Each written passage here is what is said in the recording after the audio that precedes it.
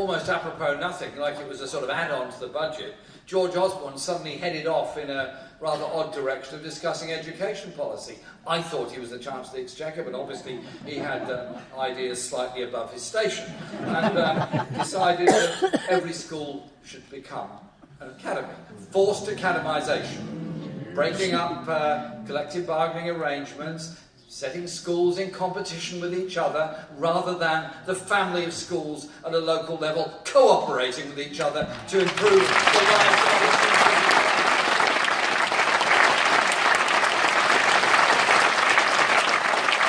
The teaching unions came out very quickly against it. We came out very quickly against it. An awful lot of people came out very quickly against it.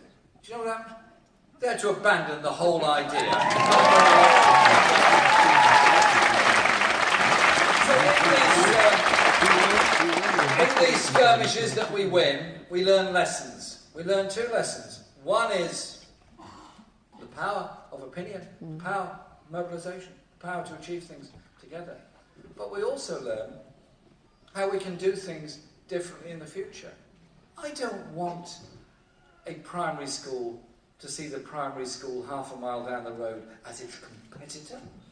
I don't want to see a secondary school to say the other secondary school on the other side of town is its big rival. They can have rivalry at a football match if they want, that's fine. But I want there to be the family of education at the local level that supports every single student.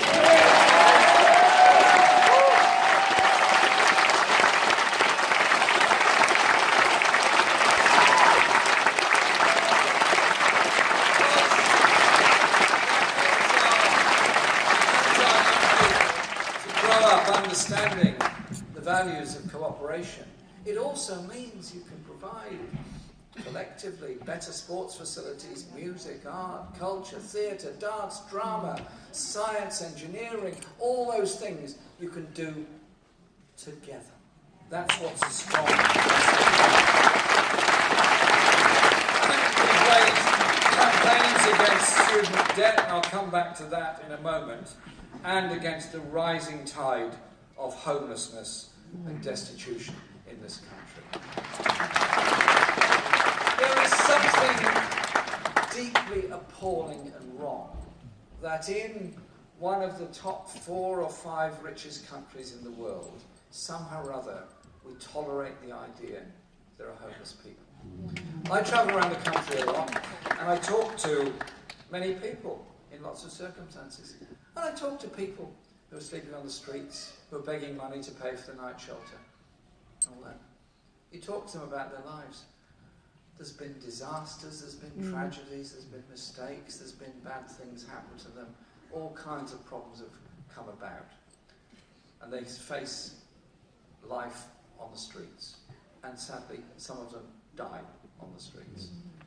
And people say to me, well, Jeremy, you're too involved in all that kind of stuff, you should recognise that it's only the middle ground that matters in politics. I just say this, surely in politics and in life, there is a moral imperative of what you do. If you're reasonably well paid,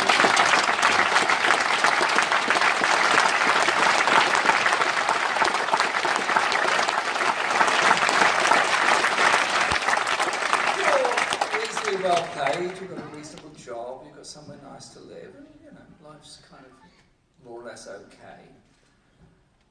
Are you really happy when you walk home and you walk past beggars and homeless people? Are you really happy knowing that somewhere else there's children living in grossly overcrowded, damp, unsafe